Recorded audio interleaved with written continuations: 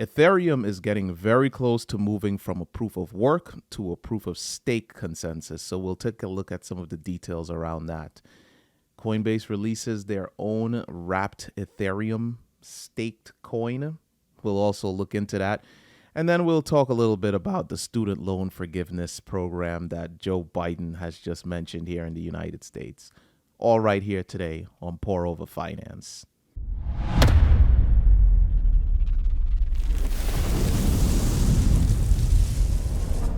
What's up, guys? Welcome back to Pour Over Finance.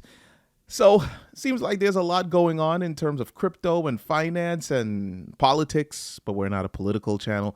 So we'll do our best to not get too political here, but what happens in politics does affect what happens in the economy here in the U.S., and the U.S. having the largest economy in the world, that can have a ripple effect of what happens in the rest of the world. So sometimes you have to do the hard work and discuss the things that you don't want to discuss, but that's what we do here, right? But first things first, what we'd like to do is jump right into our first article that is discussing the Ethereum move from proof of work to proof of stake. And there's a lot of details that are surrounding that move and some of the things that are happening surrounding the entirety of this move from proof of work to proof of stake. There's a lot of news surrounding that, things that are going to affect the price, things that are going to affect the speed, or so we think, things that may affect those horrendous gas fees, or so we think. So we'll talk about all of that. But first things first that I'd like to jump right into is the idea that the Ethereum move from proof of work to proof of stake is going to be nothing more than a buy the rumor, sell the news type of deal. And I guess this is the direction that this article is heading into, because it says ETH whales are moving holdings onto exchanges before the merge. Why would they be moving their Ether or their Ethereum from their own wallets, their own self-custodied wallets, to exchanges? Usually when you're moving things to an exchange, it's because you're looking to sell, maybe cash out, maybe trade for another type of crypto. Who knows? Maybe these guys just want to stake all of their Ethereum on exchanges. Who knows? We don't know, but I think it's kind of safe to assume what could be going on here. But let's go on and just read a little bit of what the article says. It says the Ethereum blockchain is slated for one of the most significant updates since its inception, as it transitions from its current proof of work mining consensus to a proof of stake one. As we know, it's moving from proof of work to proof of stake. Anyway, the merge date is scheduled for the 15th. I don't know that this is a hard date, because I believe the Ethereum Foundation has said between the 10th and the 20th, but we'll stick with the 15th. It's nice, right down the middle. After the successful Goerli testnet integration, the first testnet merger before the actual transition, Ethereum's native token, saw a bullish surge in July after the announcement of the merge date, with its price rising to a new 6-month high of over 2,000, but failing to consolidate at the critical resistance, which is very true. We saw it play around with that $2,000 price range, which we did discuss here in one of our previous videos. And I think currently it's sitting around the $1,500 to $1,600 range. So it did take some losses, but hey, you know what? If you were buying when Ethereum was around that $1,100 range, and then you saw it rise up to 2,000 and you took some profits, hey, good for you. We'll continue here. It says data from crypto analytics firm Sentiment, never heard of them, indicates that the gap between Ethereum's top 10 non-exchange addresses and exchange addresses is closing. Over the past 3 months, top whale addresses have sent a significant amount of ETH onto exchanges. Non-exchange addresses have declined 11%, while exchange-based addresses have surged by 78%. So I don't want to make any huge assumptions as to what's going on here, but I'm going to just take an educated guess and say that this is probably due to potential selling. What is currently being speculated is that either on the date of or right before the merge, we're going to see the price of Ethereum plummet to the basement because everyone that is currently not everyone, but a good deal of the whale addresses that are currently holding Ethereum, they're waiting for that merge because everybody's going to get nice and excited and they're going to want to buy in to what's happening because at this point it becomes big news. And you know what happens? It happened with Dogecoin. When the news of what was going on with Elon Musk appearing on Saturday Night Live, the price was pumping. And when he appeared on Saturday Night Live, that price dumped. So the speculation here is that when the Ethereum merge happens, there's going to be a nice pump taking place leading up to it. And then right as the merge takes place, people are going to dump. They'll take their profits. Personally, I have no intention of selling my Ethereum because I was buying at the all-time highs. What I would probably do is if it does dump and it goes to a basement price of what we saw previously this summer here, we saw prices as low as 1,100, even 1,000. I'll probably continue to dollar cost average so I can bring my my average down a bit because it is quite high at the moment. I don't know if this is really what's going to happen. It's all speculation at this point. You know, it's kind of an educated guess, in my opinion, because we've seen this happen time and time again. But this is one of the things that's taking place, and I figured you guys should know just so that you can stay educated and continue to make the right decisions for yourself. So from that, we'll just bounce right into the next article here, which it discusses some of the technical aspects surrounding the Ethereum merge from moving away from proof of work to proof of stake. We won't get too in depth with this article, and I will put this in the description below if you want to really read up on this and educate yourself as to what is going on with it. But what I found to be the most interesting aspect of this is that it's discussing lower costs, higher speeds, you know, things like that a lot of people are expecting to happen when the merge takes place. And as we scroll down in the article here, it says it's potentially going to have very little impact on gas fees. It says the Ethereum Foundation, so this is coming directly from the Ethereum Foundation, the organization behind the Ethereum blockchain, has asserted that the merge will have little impact on gas fees. And if you transact on Ethereum, you know these gas fees are horrendous. Right now, they're not so bad because of the lowered amount of activity on the blockchain, but at its all-time highs with NFTs and such, these gas fees were outrageous. But we'll continue. It says, this means that gas fees will remain relatively high depending on the demand and supply of computation power, which is exactly what I was talking about. At its all-time high, the demand to transact on the Ethereum blockchain was outrageously high. So as a result of that, we paid the price in gas fees. It was terrible. You had to wait either on the weekends or really late at night to get the best possible prices when the activity on the blockchain would slow down a bit. But still, those were horrendous prices compared to what we're seeing now. Anyway, continuing on with this article, it moved into the improved speed. It says the claim that transaction speeds will be improved has been repeatedly denied by Ethereum core developers. They argue that it depends on the app that utilizes the blockchain and not the blockchain itself. So again, this is from a developer perspective. If the developer is, I guess, really efficient at what they do with their code, then you'll probably see faster speeds.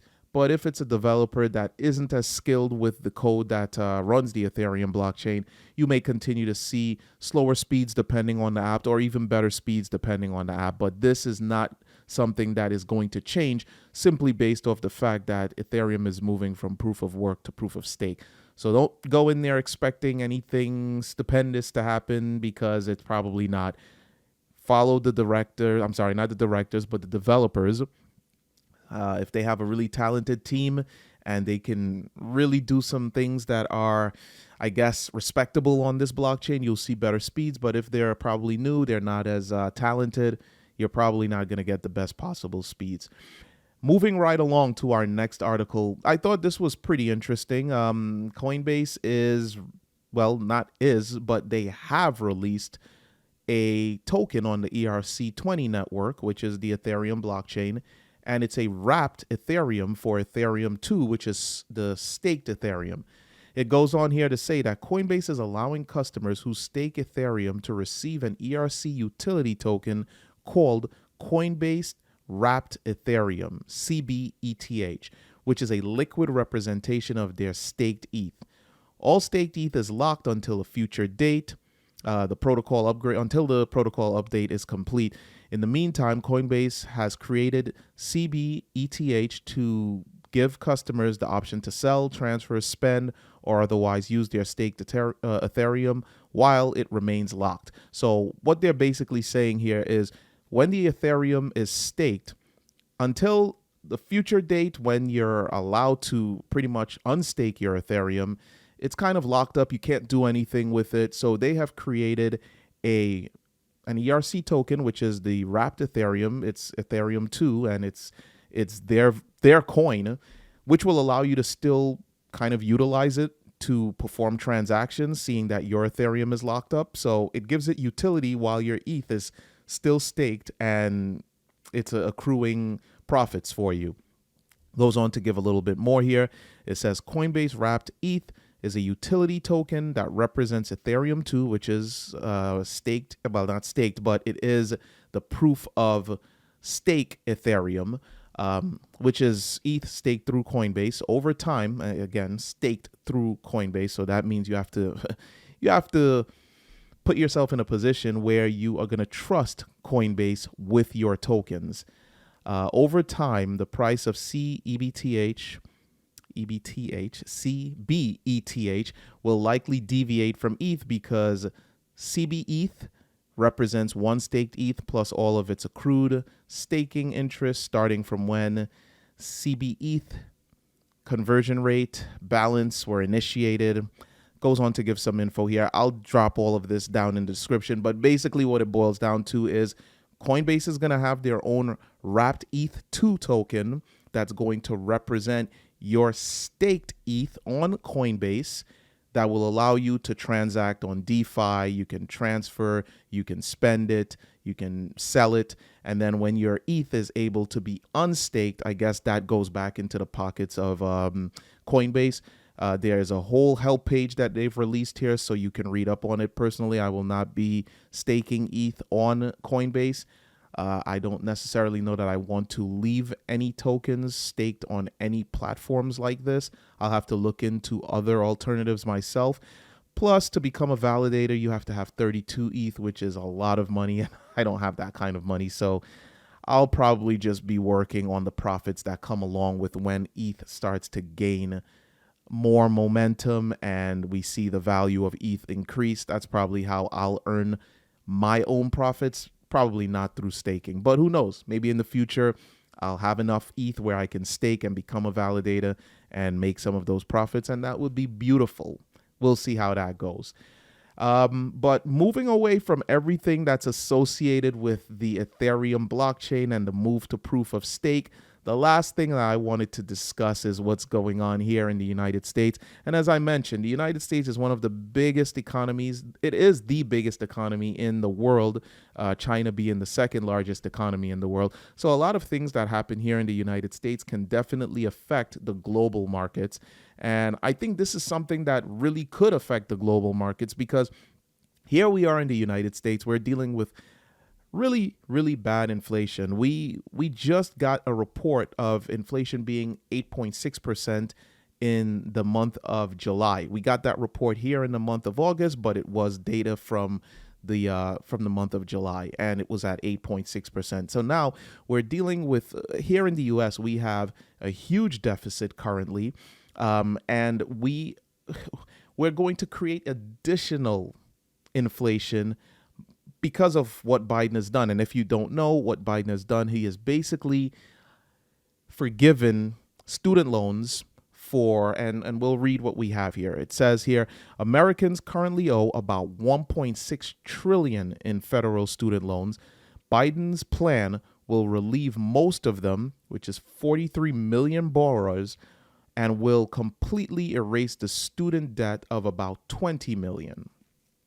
But who qualifies? And this is the part that I find to be very interesting. It says individuals with federal student loans who make under $125,000 per year, or couples, which are married people, earning less than $250,000 qualify for up to $10,000 in forgiveness. Now, the number does not sound that big. 10,000 is not a lot of money on the grand scale of things, but it's up to $10,000 for 43 million borrowers. And then the amount that they have to earn up to that's the part that I think rubs me the wrong way.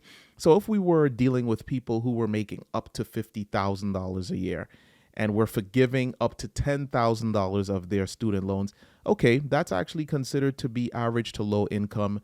I can understand that. But people making $125,000 a year, up to $125,000 a year as a single person, and up to $250,000 a year as a married couple, someone with a household that's making 250 grand, let's just say 240 grand, 230.